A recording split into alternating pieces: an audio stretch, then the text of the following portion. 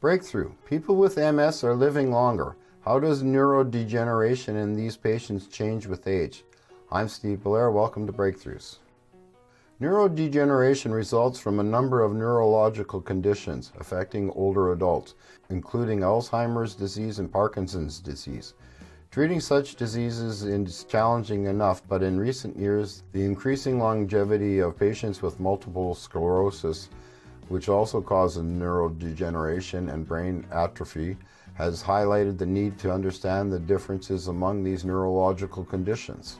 Now, University of Buffalo researchers have published in the journal Neurobiology of Aging the first study that compares brain changes among age-matched healthy controls in older patients who have MS, Alzheimer's, Parkinson's, or amnestic mild cognitive impairment, which primarily affects only memory. This study is the first step to comparing patterns of brain atrophy and determining which brain regions are vulnerable and may accelerate during the aging process, said Dejan Jamalski, first author and an MD PhD candidate in the neuroscience program at the Jacobs School of Medicine and Biomedical Sciences at UB.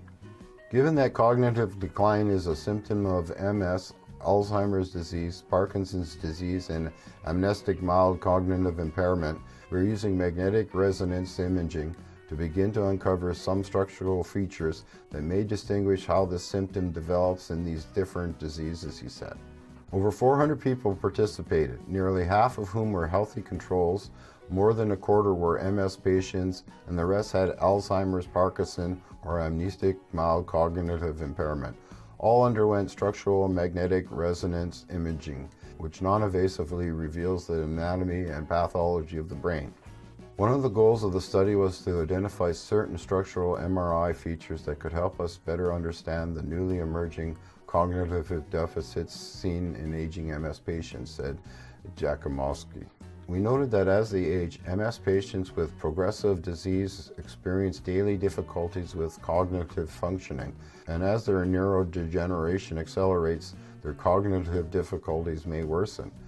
Therefore, greater awareness of their cognitive abilities and the risk for future decline indicate that MS patients need baseline cognitive and MRI testing. They should also communicate with their neurologists and neurophysiologists about cognitive changes that they notice. The researchers weren't surprised to find that the most significant factor that differentiated the brains of MS patients from other participants was the extent of white matter volume atrophy.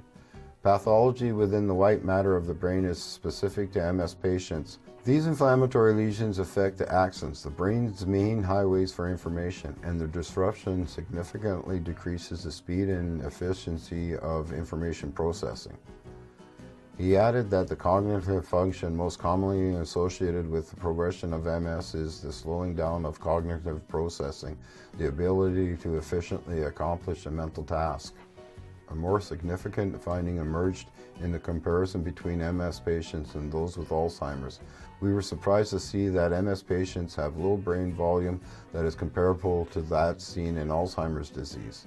While they caution that this is the first cross-sectional comparison examining these differences among these patients at one point in time, they noted that future longitudinal studies that determine the specific rate of brain atrophy in MS are needed.